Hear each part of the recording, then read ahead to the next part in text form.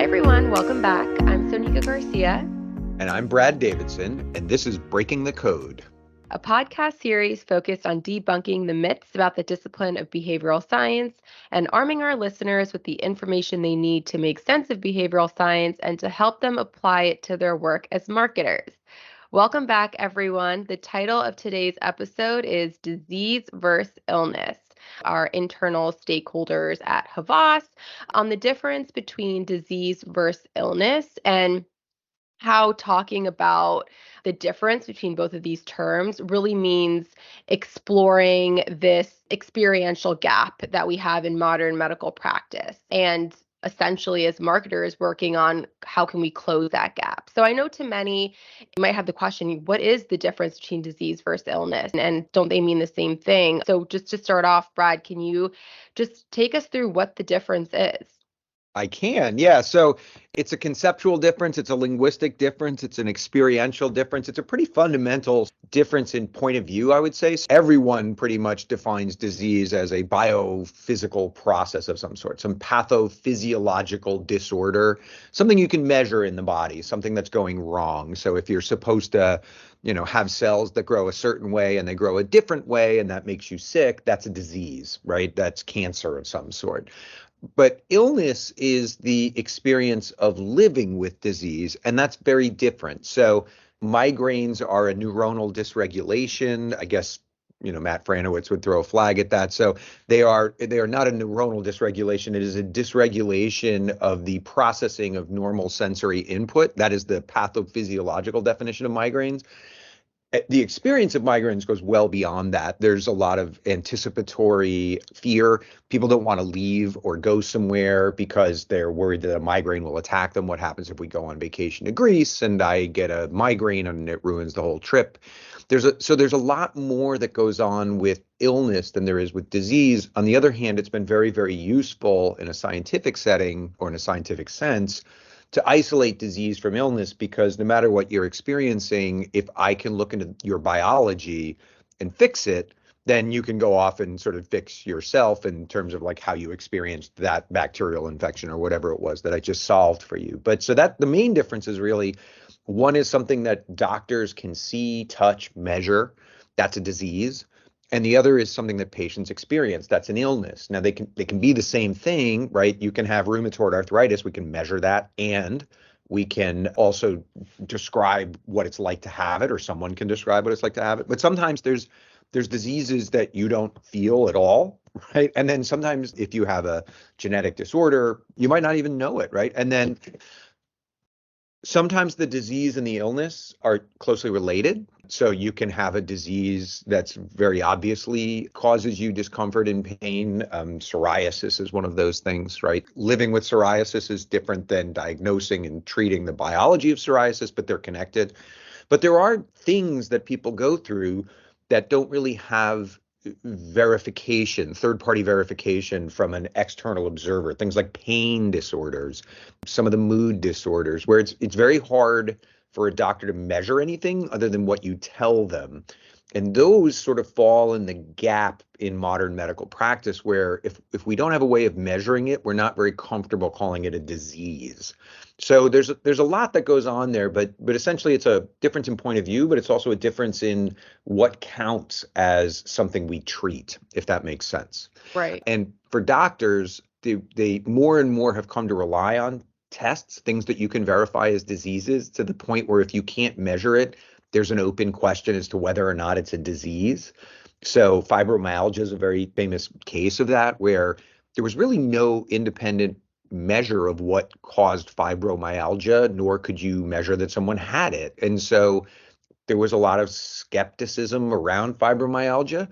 And then when Lyrica actually was approved by the FDA for the treatment of fibromyalgia, that was sort of a spike the football moment for the fibromyalgia community, saying, well, it must be real because we have a drug that now treats it. So that was a really conceptually very interesting twist. Like, by approving a drug, the FDA validated a condition that I don't know how many doctors, but some doctors certainly challenged the veracity or the validity of it as a disease at all. They weren't saying people weren't suffering, but I think what they were saying is modern medicine really has nothing to offer for it. So, this distinction that seems a little bit sort of esoteric and a little bit fussy is actually quite profound. It really defines a huge experiential gap in modern medical practice. So that's in a nutshell the difference between disease and illness. Disease is the scientifically verifiable, external, sign-driven thing that you can see in a patient.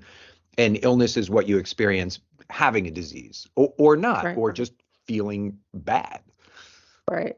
That's really interesting. I mean, there's a lot to unpack there. I think clearly, yes, the difference between the two terms, but really what's more impactful and meaningful to our work is the fact that there is this gap that you're explaining, and that doctors focus on the symptoms, what they see. They're really treating the disease, and they might not be, actually treating or understanding the patient experience. And I think in the work that we do, a lot of times it's okay, how can we get doctors to better understand the patient experience? And we do that so that way they could be better healers and better treaters. And it just kind of takes me back to thinking about something from how it used to be, maybe a quick history going back Ah, in time lesson, but yep. just like the word healer, right? So like I feel like back in the day, doctors used to be more of these like community healers, and they really were like embedded in the village, the community, and honestly, it's actually like that some places like in the Eastern world currently, but like they were just better at understanding, or the way that medical practice was structured allows them to better understand the They patient were more experience. embedded. They were more Yeah, they were embedded in the yeah, community. They understood who you were. Now, that could be exactly. a good thing or a bad thing because very often doctors don't, come from the most stigmatized populations in society. So there's loads of examples of doctors Yep. underserving, let's say, populations or misserving, disservicing populations that they didn't really come from. Thinking about Native American, people who went and treated Native Americans poorly. But yeah, I think you're right. And I think as so very open about this. My dad was a doctor, and I don't mean open that it's shameful, but I'm just saying that's, it influences my thinking a lot. And he always says this phrase, the good old days that never were. But there was a difference in time. So, Yeah. the idea that disease and illness are different kind of look, I'm not a historian of science, so I'm just going to do like a 10-second version on this. Rene Descartes and the whole Renaissance, right? The scientific turn, looking for empirical evidence for things is really when we started separating out what you thought versus what you could see in some ways in medicine, right? But Interesting. Yeah.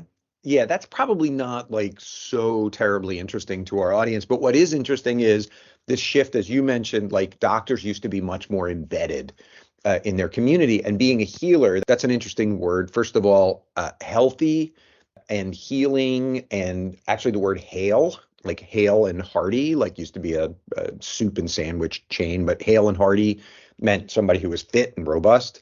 Those are all the same word. And hale, whole, healthy, they're all the same. They mean whole. They mean entire, complete, without a gap, not missing anything. And so a healer is somebody who makes you whole. Now, again, etymology is not deterministic, right? We can change the meaning of words, but it is interesting that that's what that word means. And healers, medical doctors used to be very long-standing practitioners. They would not move around a lot. They did not have quotas. They were not, doing conveyor belt medicine. That's the good news, right? You had doctors who, family doctors who would deliver a child from a child that they had delivered, and they loved knowing the family and being bedded in the community. And there's a very famous Life magazine photo essay that I go back to all the time called A Day in the Life of a Country Doctor that was shot in the late 40s. And it was some doctor in a mining town. And it was him carrying patients up and down stairs. And, they loved him. He loved them, sewing up a girl who'd got kicked by a mule. Like he did everything. They took him fishing. He didn't really have much for them is the difference, though. He didn't have antibiotics, or he might have just gotten antibiotics. It was after the war, but he didn't have the kind of drugs he would have today. So Right. you look at that guy and you go, that's a guy who's going to call on your house, bring his bag, sew up your kid who got kicked by a mule, but he can't do much more for you than that. And that is like truly a healer in the sense that he was holistically connected to these patients. It Right. shows him like carrying someone down the stairs who was dying. Right. But you know, an old person dying of old age. Now I think the reverse is true. And I can't put my finger on when it happened, but very rare for people to really feel a connection to their doctor long term unless you have a chronic disease. People are much more likely, if you ask them who their doctor is, they're much more likely to tell you what medical system they belong to because the doctors change so often. I haven't had a doctor in years. My primary care physician is a nurse practitioner, and I did that because I knew she wasn't moving anywhere because I was tired of getting new doctors all the time. And by the way, I know that she's not moving anywhere because her kid and my kid went to school together. So that's like back to the old days. But they have a lot more to give you. And so you walk in and you're a series of test results and they go, well, this looks good, that looks good, this looks bad, we're going to give you this, thank you, see you later, bye. And they've got 11 minutes to do so. So this gap, this widening gap between disease and illness is really a gap between what doctors treat to virtually anonymous strangers in many cases versus what patients are experiencing all the times that they're not in that brief contact with the medical system where they get given a whole bunch of drugs and a whole bunch of things to do and then they go see you later. I'm thinking about, you know, a diabetes patient who gets read a million test results, lectured on their diet, and then sort of sent on their way. And then they have to, I'm exaggerating for effect, but it's not that far off from the truth that the gap between what patients experience and what doctors diagnose has never been bigger. So Yeah. there's that. It's almost like with the advancement of medicine and science, the gap between, patients and doctors and the experience being at the forefront has gotten wider, which I mean it's not the best situation, but I guess it makes sense. It was anticipated to some extent, but I think in the work that we do, it's how do we kind of go back, take the elements, obviously we're so grateful for modern medicine, but how Right. can we pair that with some of these old school approaches of being that healer that, doctors once were? To that point, can you talk to us about the term medical gaslighting? Because it feels like that's what we're kind of getting Ah, into describing anyway. So I think this is I, just, I yeah. can, I can and I will, but I just want to go back to something you just said. You know, I think, first of all, we'd be foolish not to be grateful for the progress that's been made in the diagnosis and treatment of disease, right? So I am not volunteering going back to 1947 in terms of medicine, right? Like my grandfather was also a doctor and I've seen his instruments and I don't want anything to do with them. So I am thankful that we are in this state, that we do understand pathophysiological processes the way we do. And it truly is an age of miracles and wonders, and the accelerating pace of technological advance is just staggering when you think about how long it took us to do the Human Genome Project, 10 years.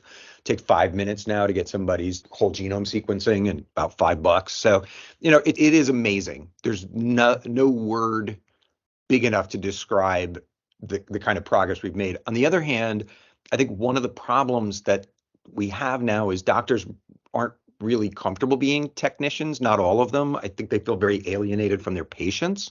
I don't think doctors want to, do what they call conveyor belt medicine. I know nurses don't want to do it. I know everybody's feeling very stressed out at the pointy end of the spear. As they say, the people who are actually providing healthcare are pretty burned out. They were before pandemic, so it's not just pandemic.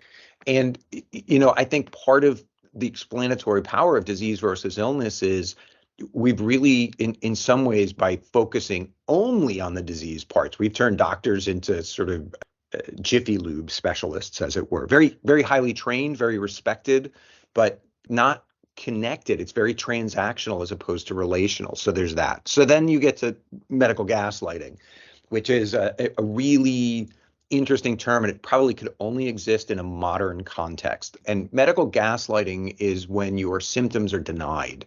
So you say you walk into the doctor and you say, like, I've had this, I've had this, I've had this, and the doctor sort of doesn't pay attention and dismisses you. That is very common doctor behavior. I will get into that in a second. But the experience then is feeling like, well, the medical system itself, just as embodied by this doctor, just denied the validity of my experience. I'm being gaslit. I know I'm sick, and yet the medical system is saying I'm not sick. that is gaslighting me into believing that I'm not sick and I won't have it. There's a lot of implied power differential there. There's a lot of many of the people who claim that will frame it as sort of evidence that the system is not designed for them, whether it's, women of color complaining about certain issues that happen to them in general. Women in general feel, I think, a little bit underserved. You and I have discussed this before. I think there are things that happen to female bodies during pregnancy and delivery, labor and delivery, that are dangerous, that are uncomfortable, but they're not diseases. They're not pathophysiologic necessarily. The medical community doesn't really have a good word for things like that, where you're in danger. Labor and delivery is dangerous for humans, but it's not a sickness. And so the fact that you go to the hospital and you get banded, they put the band on your wrist and stuff, it's a little strange, and people find it a little disconcerting. That's not medical gaslighting, but the medical gaslighting end of that would be you complain about symptoms for a long time, you get told it's all in your head, and then you find out it's a raging infection with Lyme disease that's been going on for years. That happened to the singer for the Riot Girls, I think. Oh yeah, that happened to a friend of mine. It's Kathleen like Hannon. Yeah. if you can't show it and you can't like open yourself up and like say, look at all these things that are happening, eventually it gets kicked down the road, and then you end up with a situation where it's like you've had this for 3 years and it's been festering, and that's a huge Right. And problem. and often those narratives, when people tell them that there's heroes and villains in that narrative, and the villain is the uncaring system and also all the doctors and other healthcare providers who missed it. And the hero is the one who sort of took the time to listen to you and figure it out. And that's sort of how Kathleen Hannon frames it up. But that does happen where people miss things and they tell you it's all in your head. And that's more than a little disturbing to people. I do think it's challenging, right? So for the listeners, my original field of study was doctor-patient discourse. I did a dissertation on that. I did a postdoc on that. And so I spent a lot of time studying doctors and patients talking to each other. I spent a lot of time in hospitals. And doctors are trained to do a differential diagnosis. It's like a part of the interview that is trained. And what they're trying to do is figure out what the relevant symptoms are to your disease. That's their goal, right? Is to identify and then treat disease. And so if you throw some things out there going, well, my hand hurts and blah, blah, blah, they might cut you off and they might go, okay, your wrists hurt. Is it one side or both sides? What they're trying to diagnose you for there is, do you have some sort of rheumatic thing that's bilateral, or is it like osteoarthritis? It's a wear out, so you've got it on one thing, right? So they instantly cut people off and they start doing what they know are very important questions that will sort of give them a treeing sort of series of choices in terms of diagnosis. The experience of that happening, though, is you're being shut down. You're being told that whatever you are experiencing needs to be reframed into a way that the doctor can understand it. And that's actually the mechanics by which illness gets turned into disease, is the discourse, which I'm not going to bore the listeners with that, but it's fascinating. So, Right. I'll stop there. I've talked the whole time. So, but as a mom, does what I'm saying resonate? Like, you're not sick when you're pregnant, and yet you're at a hospital.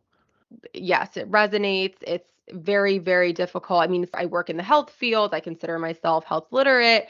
And even for me, I really struggled during that process to communicate certain things. So 100% it resonates. And I want to ask you, because obviously you have this immense background and experience in language and lexicon and linguistics and all of that, and also in like imagery and signaling. And something that just came to mind, which I think is interesting. So a lot of times when we're creating materials for doctors and we're creating materials for patients, we find that there's certain terminology that doctors like to use, and that's what we make sure to include in our doctor materials. And then there are certain terms that patients like to use, and that's what we include. But I'm wondering, do you think from a language perspective, that's actually perpetuating this gap between disease and illness? Like I almost feel like doctors like to use certain terms that signal the disease and like the thing and the biology of like this illness, and then patients like to talk about,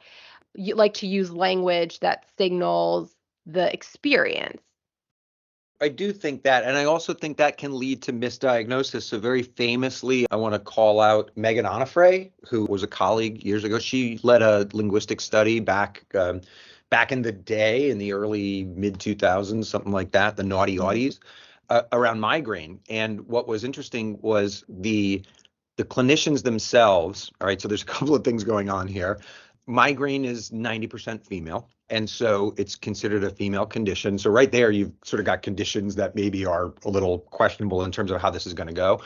And then there's no real test for migraine. It's all symptom description. And so migraine patients were, at least according to the research we had and the doctors we talked to, they were seen as a bit of a time sink. I'm trying to say this nicely, right? But like the idea that if you had a migraine patient and you let her talk all that she wanted to talk about what was going on with her migraines, you'd be there all day.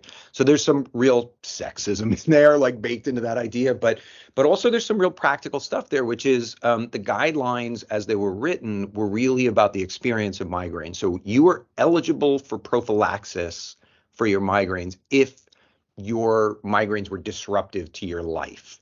That is not a disease. That is an illness, something that disrupts your life. You have to ask somebody, how's your life going? And so, long story short, I don't want to go too deeply into this linguistic study, but there was an intervention crafted by Megan Onifray, and full credit there. It was brilliant. And it was just ask one question. Stop asking these patients, is it your period? Is it coffee? Is it, stress? Is it this? Is it lack of sleep? What are your triggers? Well, if you've been treating this woman for 6 years, you know what the triggers are. What you need to find out by guideline is how's it affecting her life? And so we showed them that if you stop doing the differential diagnosis, which is sort of an interrogation, which creates this sense among the patients that they're not listening to me, so I'm going to try and fight to get my words out. So then the visit gets longer and more agonistic and very unsatisfying. If you just go, tell me in your own words how your migraines are going, within 30 seconds, you're going to find out whether or not they're absolutely devastating or just kind of a trivial nuisance occasionally. And so, on tape, there was a woman going like, well, I can't go to work. I can't go to school. I can't take care of my family. Boom, boom, boom, boom, boom. This was a woman who had not been eligible, according to the doctor, for migraine prophylaxis. As soon as the visit was over, he's like, that's a prophylaxis patient, like 100%. So, how you talk about these things does matter for how you end up treating them. It was a fascinating study, but here's a case where like you had to get the illness narrative, as they call it, because the disease narrative was virtually non-existent. So Exactly. that's a good case of like, I don't know if it's medical gaslighting, but it's certainly like medical, sort of maybe bullying. That's probably too Yeah. strong a word, but I'm sorry, I just cut you off. No, no. I just wanted to jump into that point that you just made because I think that just a quick example, if our listeners, if you, okay, obviously everyone's familiar with influenza and flu, they're the same thing. Flu is Right. derived from the word influenza, but just Google image influenza and then Google image flu. And it's just so interesting. I feel like that exercise is such a good depiction of like the difference between disease and illness and how a word and the way that we like how a word can shape like how we think about an illness. So like when you Google image influenza, it's a bunch of like molecules and the pictures of the virus, like the under a microscope. And then when you Google image flu, it's a bunch of people being sick and like that the experience of it.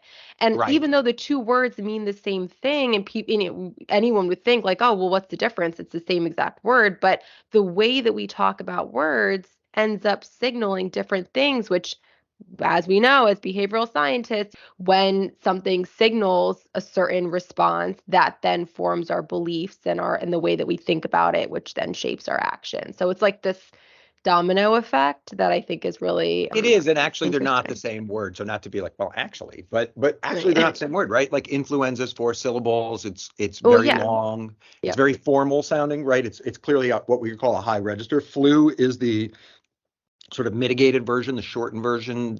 It's what you experience, what you suffer. And so that's a low register word. And so we get a lot of that stuff. I often joke with people that like if I want to explain the difference between high and low register, I'm like, we use high register to sound formal and fancy and smart, but it also creates distance. And so the example I give to people is in high school, I was a petroleum products redistribution engineer. which sounds great until you realize it means I pumped gas during the summer, right? So it's Yeah. you can make anything sound really fancy, and on the flip side, you can make anything sound really like low register if you just sort of flip it around, you know? But don't Yeah. doctors like when we talk to them in a high register way, like using I high register terms? I think they do. I think this gets into that whole like there's no right or wrong word. There's just the right impression. Like, what are you Yeah. trying to do? So if you want doctors to think of something as less serious, you use low register words. This is a totally different talk and we should Yeah. probably move on. But like, for example, when Paxil launched, it was for social anxiety disorder. Well, it turns out that social anxiety disorder was the other name in the DSM-4 at the time for social phobia. And phobias sound a lot more high register and scary, and patients had a hard time identifying. Phobic sounds irrational.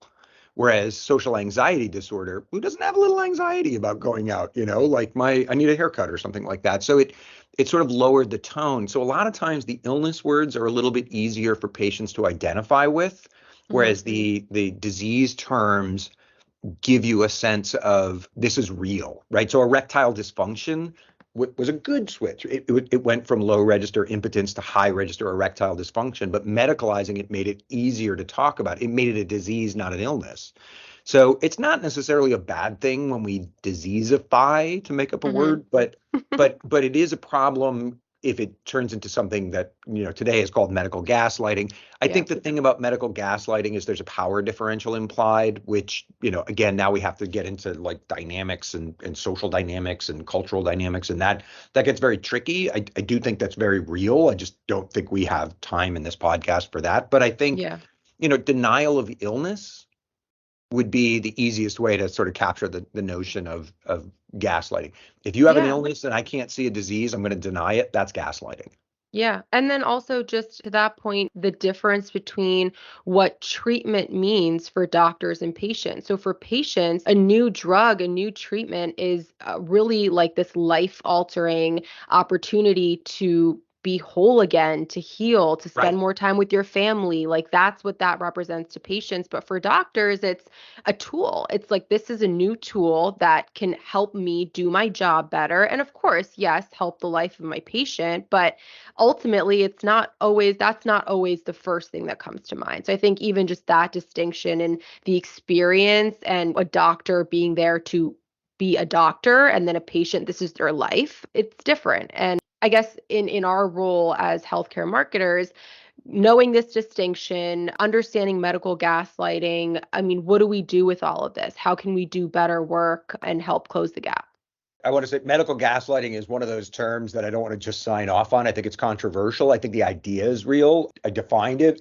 I'm not going to sign off that the whole medical edifice is involved in medical gaslighting, but I understand that experientially that's what people feel is going on, and it may very well be true. So it's a little codicil there, but I do think there's a growing gap between what doctors provide or even assume they should provide. That's another topic for a whole nother day versus what humans need, right? So forget patients, because at some point we're all going to get sick and pass away. So let's not dwell on that. But it is a universal human experience to experience frailty. And what they used to call the priestly functions of doctoring, that was more around like life and death and telling someone they were going to die or that their child was terribly sick or whatever it was, right? But those were considered the priestly functions. And in other words, the non-scientific, less logical, more human aspects of saying like, look, your child's very, very sick and not going to make it, something like that. That's a hard thing to do. Those priestly functions of reassurance, of what they used to call laying on hands, literally touching your patient for reassurance, those things are kind of going away a little bit. And I think people miss them. And I don't think just because technology moves forward, people don't, right? We still need that touch. We still need that person who cares about us. We still need something to make sense out of this tragedy that just befell us. And so I think the growing gap is we can't turn to our doctors for that solace, for that understanding, for that contextualization. And that is, I think, something that we could do a really great job of as, medical communications experts, is filling that gap, validating the experiences of patients who maybe have illnesses, not diseases, or validating the illness aspect of a disease, right? Like, yes, you have this pathological biophysical process going on inside you, but you also a person who's thinking and experiencing it, and that must be terrible, right? Even just sort of validating how terrible something can feel is a display of empathy. And maybe that's the biggest thing, is just we've become very, not we, the medical system has focused so much on efficiency. It's really become less empathetic at its core. That's true actually for the people who work in the medical system as well. It's not very empathetic to them either. So I think our job could be viewed as filling the space between illness and disease. That's one way of thinking about it. Yeah, I think so too. Like really infusing what it means to live with the disease into the narrative. So that's really the forefront of when people think of a disease, how can we get them to think about the experience, right? Like Yeah. making disease and illness more of the same thing rather than this huge difference. So that's really helpful. Okay, thanks everyone for listening. I want to say that we talked about a lot of different things. There's definitely room to expand on certain subtopics that we touched on. If any particular thing that we, started to talk about but stopped was interesting to you and you want to hear more, feel free to write us in. So you can email us at medicalanthropology@havas.com. And with that, thank you, Brad. Thanks for that awesome insight. Thank you, everyone. And yes, that was my cuckoo clock in the background. Sorry about that. But this was great. Listen, it's a huge set of topics. I think we could talk for hours and hours, but I think we should probably save it for another day. So Sanika, nice chat with you again. All right. Nice chatting with you. Thanks, everyone. Till next time. Bye. Take care. Bye.